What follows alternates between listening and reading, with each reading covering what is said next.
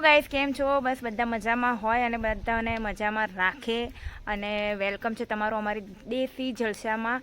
તો આજે અમે એક નવી રેસીપી લાવ્યા છે અને રેસીપીનું નામ છે આણંદના ફેમસ મગ પુલાવ. આણંદમાં જે રહેતા હશે શાયદ એણે ખાધા જ હશે, તો અમે આજે એ બનાવવા જઈ રહ્યા છે. તો હું તમને બતાવવા આજે એની રેસીપી અને એમાં શું શું તમને જોશે. તો એમાં જોશે આ છે લસણનું પેસ્ટ, આ છે મગ, આ છે તેલ અને આ છે બાસમતી ચોખા,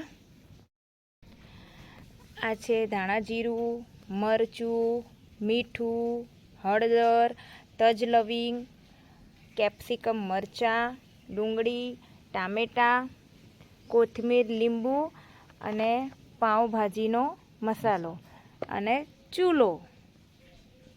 તો હવે આપણે મગને બી બાફી દઈએ અને ચોખાને બી બાફી દઈએ.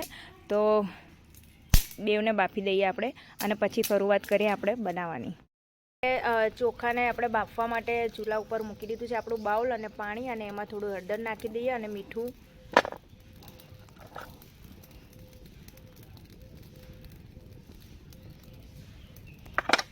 ઢાંકી દો એટલે ફટફટ થઈ જાય. આપણે આદન થઈ ગયું છે. હવે આપણે ચોખા નાખી દઈશું બાફવા માટે.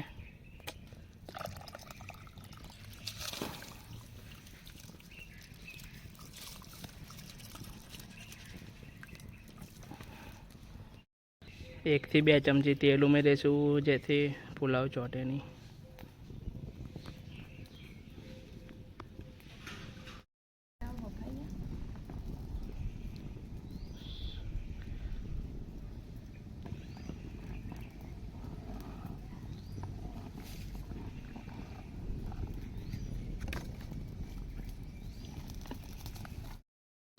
તો હવે આપણા ભાત બફાઈ ગયા છે, તો આપણે એને ઓસારી લઈએ ને કે પછી વધારે લોચા જેવા થઈએ. આપણે એકદમ છૂટો પુલાવ બનાવવાનો છે એટલા માટે આપણે કાપી નાખીએ કેપ્સિકમ,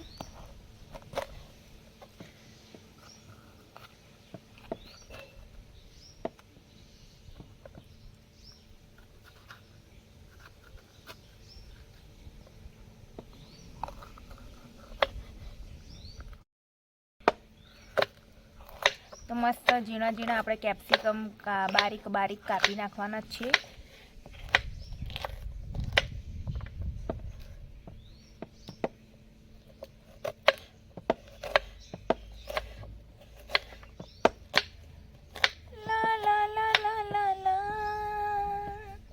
કેપ્સિકમ કાપાય છે.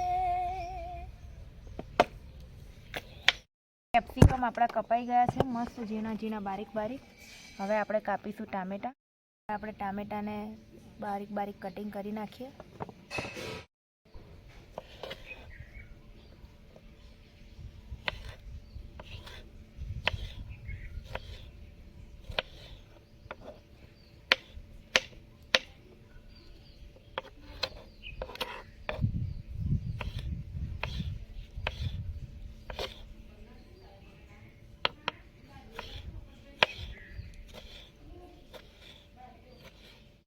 ટમેટા બી કટિંગ થઈ ગયા છે મસ્ત બારીક બારીક. હવે આપણે ડુંગળી કાપી નાખીશું એવી રીતે જ કટિંગ કરી નાખીએ બારીક બારીક મસ્ત ઝીણી ઝીણી.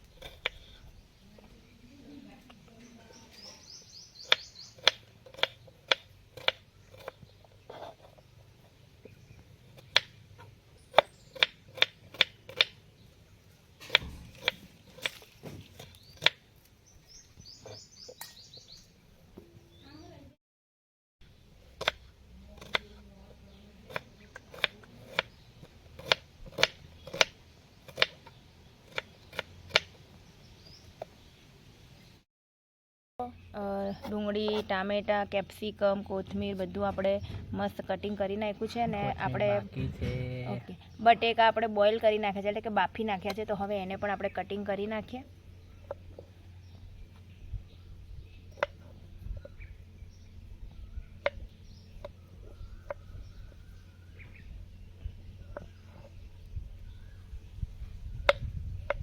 મોટા મોટા જ કાપવાના. પણ આમાં તો ઝીણું કાપી ભાઈ એ બહુ મોટું ના હાલ લાગે. ચાલે, મસ્ત લાગે. અને બચ્ચું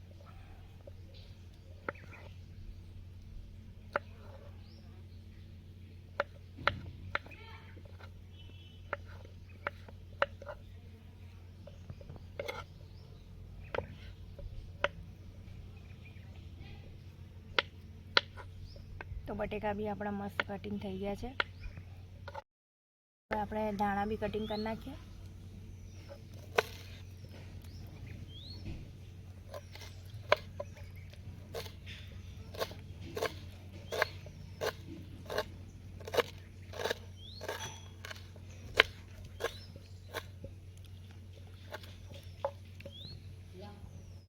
તો હવે આપણે આમાં નાખીશું તેલ.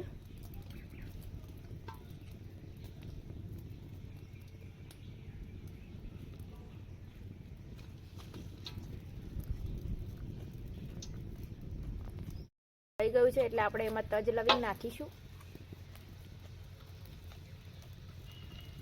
પછી એમાં લસણની પેસ્ટ નાખીશું.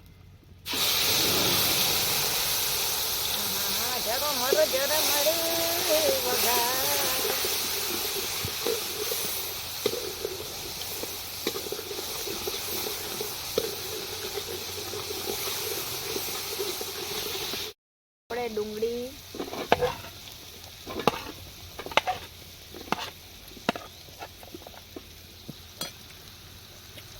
નાખી દીધી છે.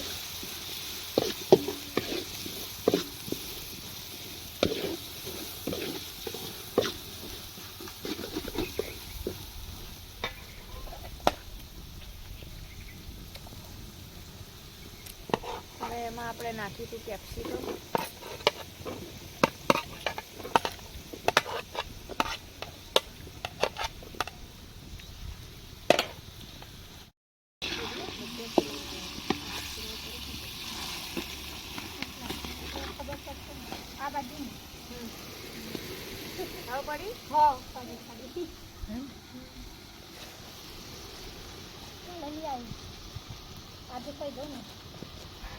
ડુંગળી ને કેપ્સિકમ આપણા મસ્ત ચડી ગયા છે ને હવે આપણે બાફેલા જે બટેકા છે એ આપણે નાખી દઈએ.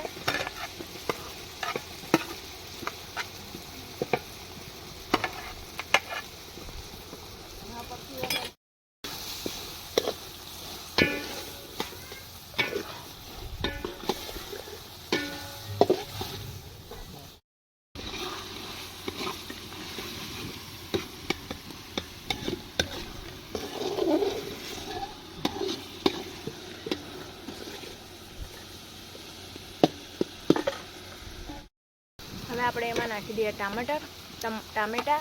હિન્દી બોલાઈ જાય છે, સારું આવડતું નહીં પણ થોડા થોડા આવડતા है तो थोड़ा थोड़ा बोलता है. તો હવે हम નાખેંगे ટામેટા. હવે આપણે એને મિક્સ કરી નાખીએ. અને અમારું આ તબકડું બાપડું પતલું બહુ છે એટલે ચોંટી જાય છે.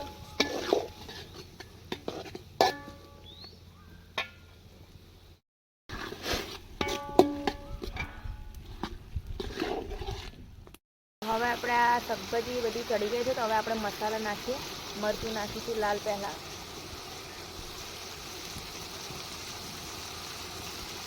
પછી નાખીશું ધાણા જીરું.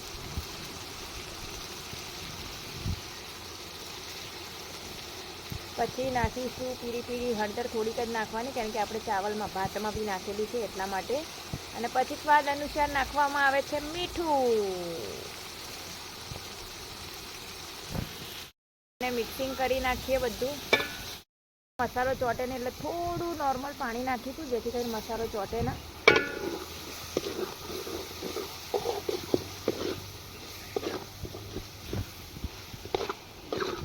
એમાં નાખીશું પાઉંભાજીનો મસાલો.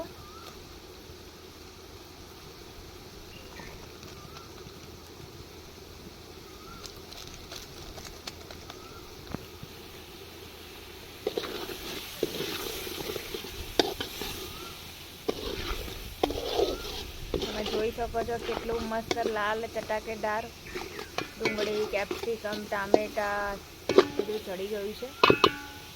તો લીંબુનો રસ પણ નાખીશું.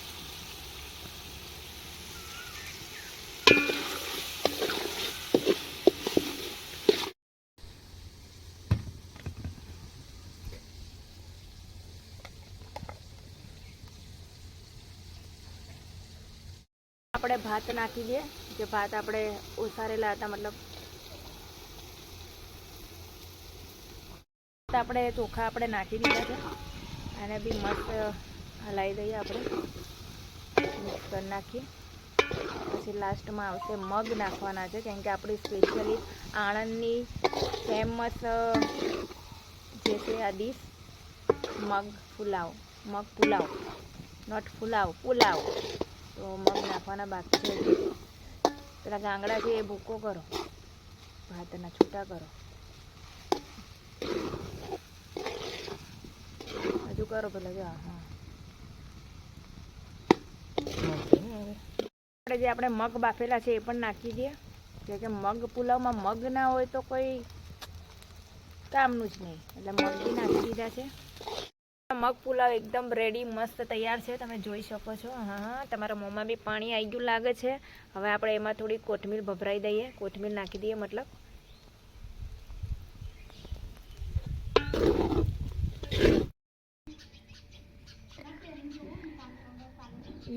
યમ્મી મગ પુલાવ રેડી છે. તો આપણે હવે એનો ટેસ્ટ કરીને જોઈએ કે કેવો બન્યો છે.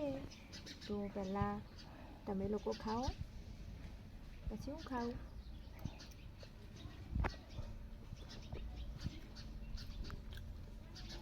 થોડું આપણે લીંબુ નાખીએ તો કંઈક વધારે ટેસ્ટ સારો આવશે, એટલે મને આમેય લીંબુ બધાનો જોઈએ છે, આદત પડી ગઈ છે. હવે આપણે એને ચાખીએ.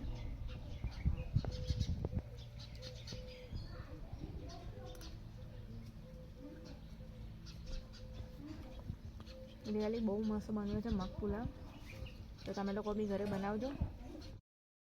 બહુ ટેસ્ટી બન્યો છે. જો તમને બી આવો ને આવો ટેસ્ટી પુલાવ બનાવવો હોય તો અમારી દેશી જલસાની ચેનલને લાઈક કરો, સબસ્ક્રાઈબ કરો ને આગળ શેર કરો, જેથી કરીને આ બનાવી શકે લોકો.